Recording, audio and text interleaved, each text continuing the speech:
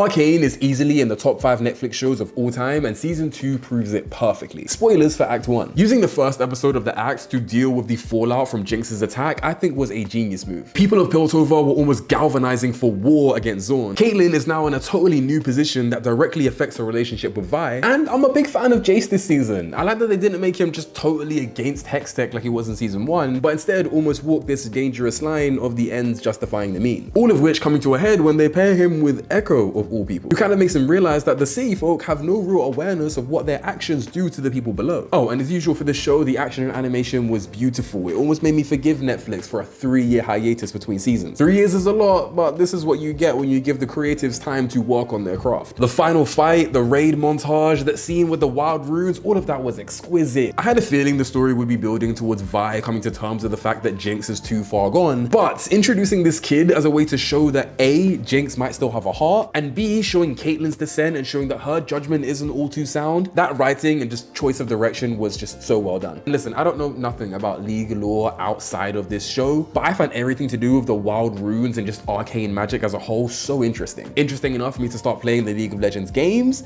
No, listen, if working at this store for 4 years didn't get me into it, nothing will. I'm annoyed we aren't getting more of this particular story after this season ends. If you didn't know, this show's basically not coming back after season 2. What?